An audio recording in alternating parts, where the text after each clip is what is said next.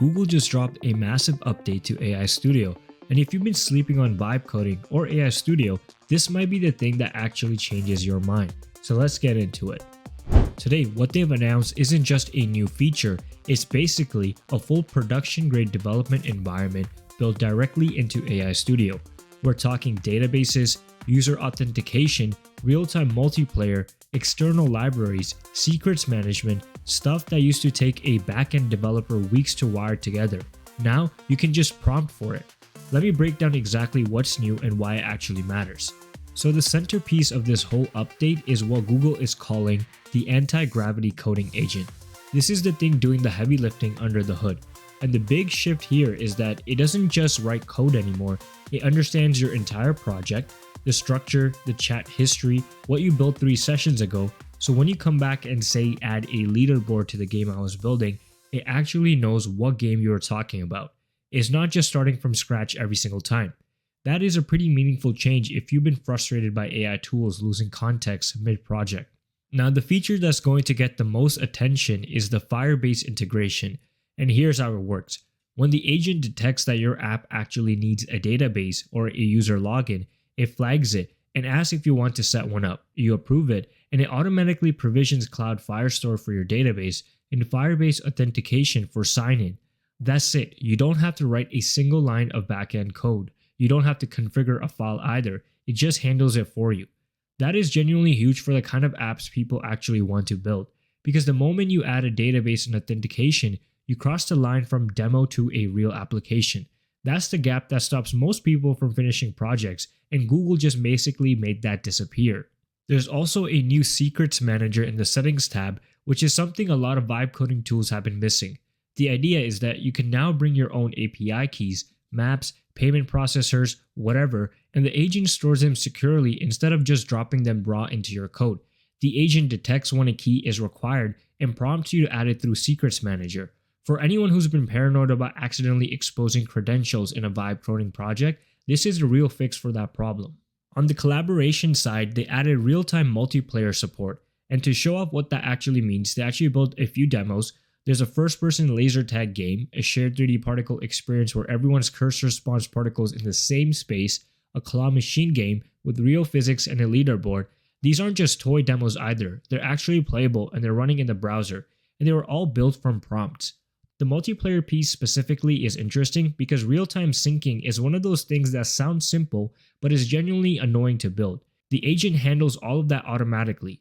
It just sets up the syncing logic, imports the right libraries, and you end up with something that actually works. Speaking of libraries, the agent now has access to the broader web ecosystem. So if you're building something and you need smooth animations, it'll pull in Framer Motion, need icons, it'll grab Shadcn. It's not limited to a fixed set of built-in tools anymore. It figures out what the right solution is and installs it. That's how a real developer would approach the problem, and now the agent does the same thing. And for frameworks, in addition to React and Angular, they added Next.js support. You pick your framework in the settings panel, and that's a pretty big deal if you're building anything that needs server-side rendering or you just prefer working in Next. There's also session persistent now, which sounds small but is actually something that's been annoying people for a while. You can close the tab, come back later, and the app remembers where you left off. Your data persists across devices and sessions, and is just how it should work in the overall long scheme of things anyways. Now Google says this has already been used internally to build hundreds of thousands of apps over the past few months, which tells you they've been sitting on this for a while and testing it at scale before shipping it, which is a good sign for stability. And they're hinting at more coming. Workspace integration to connect to drives and sheets directly to your apps, and a one-click path to take something from AI Studio to Antigravity deployment. So the roadmap is clearly pointing toward a full build and deploy pipeline inside one product. Here's my honest take on this. Vibe coding has always been impressive for prototypes, but it had this ceiling, where once you needed real infrastructure, a database, authentication, API integrations, you kind of hit a wall and you have to get a handle on that stuff yourself. Google just pushed that ceiling way higher. Maybe not all the way yet to you never need a developer territory, but way higher than it was before. If you've been using Cursor or Bolt or Replit for this kind of thing, AI Studio just became a serious competitor. It's free to try, is built on Gemini, and is now handling the backend pieces that most vibe coding tools still make you figure out on your own. Before we continue, we just launched the Universe of AI newsletter. If you want to stay on top of AI news without having to hunt for it, link is in the description. Don't miss out. So what I'm going to do now is actually test this feature out in AI Studio. So I have one prompt that I pasted right now, which is to make a collaborative bucket list app where anyone can sign in. So I want to see if the authentication file works, add items to a shared list, kind of figure out the database and everything like that, and check things off with each entry showing who added it. So I'll click on this so it knows to add that. If I didn't click on it, it would automatically know it, but I'm just going to do it just so it doesn't ask for clarification. And then I'm just going to press enter. And while that is running, I'm also going to try out another game, which is build a multiplayer drawing game where players take turns drawing a word and others have to guess in real time. So this one is kind of more like multiplayer feature. I want to see if that works. So let's see how easy it is to set that up. All right, looks like the bucket list thing is done being generated, and I can already see that I have to sign in with Google, for example. So it did add that sign in feature, but if we just take a look at this collaborative bucket list, we can see that it's a shared collaboration, is truly global. Any signed in user can add items and anyone can check items off. Author attribution, so every time somebody adds an item to the bucket list, it displays their name and profile photo. Smart security rules. They updated the Firestore rules to allow collaborative toggling of the completed status while still protecting the core details like the title and original author from being modified by others, which is sick because if I add something, nobody else can go in and change that. Also, refined UI, we'll check out the UI when we actually go into it. I'm doing this live. I actually haven't went into this. Data model, added author name and author photo URL to the task for entity for efficient attribution. Okay, so setting up the database at the bottom, security hardening, rules to use data, resource data effective key for non-authors, ensuring only the completion status can be toggled by the community, which is nice, and real-time sync, which is that multiplayer feature that we're also seeing in this flow, right? So why don't we try this out? So I'm going to make this full screen, and I'm going to click get started with Google. All right, let me add an item. All right, so I added my first bucket list item, which is something that is actually true. I do want to visit Italy. I haven't been yet, and I want to hike the Dolomites. I love hiking, so I'm going to add that in. So we can see that was added by Universe of AI, and then I can sign out. So I've signed out just to see if I sign back in, does it remember like the database and everything? So I'm going to sign back in. We can see that it kept memory of this bucket list. And if I were to publish this, let's say if I wanted to publish this, it's pretty simple. You can click on the publish settings here and do that. Obviously, it's a paid feature, so once you publish your application, this would actually be live and anyone can go on it, and then they can add their own bucket list item. And then if we look at the Doodle Dash one, which for example is over here, this was supposed to be something I realized is that this game is not going to work until somebody else joins, and I can't get anyone else to join in because I have no friends and I can't publish this. But anyways, what this basically is that I can go in here. So I'll go in here, I'll call myself bot, and I can join the game. Obviously, I can't actually start the game because the way it has worked set it up is that when I enter my name, I need at least one more other player to join so we can like play this Pictionary type of game.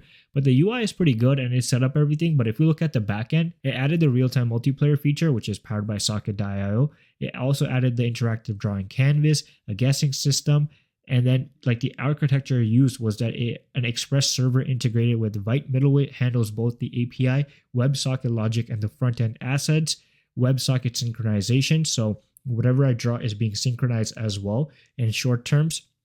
And it has a responsive design and everything like that. So we can see that what Google AI Studio has done is basically made vibe coding and taken it a little bit to a higher step, because now you have easy integration with databases, with profiles, with things like authentication and multiplayer mode and things like that.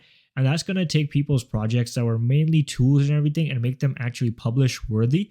Obviously, this is still in the early stages because we know that there's more coming down the line. So let's see what else is coming through. So Logan Kilpatrick posted this today. Basically, he's the head person on Google AI Studio. He's part of the staff that's actually working on these projects. He actually hinted at this Antigravity and AI Studio collaboration a couple of months back, or maybe it was a couple of weeks, but the way AI moves is so fast, I kind of forget. And I also made a video on this, but we can see that over the next few weeks, we're seeing more and more abilities being added to AI Studio, like a design mode, a Figma integration, Google Workspace integration. So they really want you to move to the ecosystem. Better GitHub support, which is going to be huge for actually publishing and keeping up with repos, planning mode, immersive UI, more agents, multiple chats per application, simplify deploys, which is going to be really important for someone that's not coming from a technical background and still wants to deploy an application. They might have vibe coded, and also G1 support. So once again, trying to get you into that Google space, which is not a bad thing. I mean, Google AI Studio, all of this is powered by one of the top models, which is Gemini. So if you have access to the best model and a platform that makes it easy for you to deploy applications, vibe code, and create things that people usually kind of had to be gatekept by because of technical limitation or things like that, then why would you not switch over to Gemini, and why would you not switch over to Google AI Studio? So I think this is a really big win for Google, and I'm really excited to see what's coming next, and I hope you guys are as well. And like always, if there's ever something new that's worth talking about, I'll definitely make a video on it. But that's it for today's video. Make sure you guys are subscribed to the channel, follow our new newsletter as well at universeofai.beehive.com, as well as subscribe to the main channel World of AI, and support us on X by following the Universe of AIZ as well. Until then, I'll see you guys in the next video.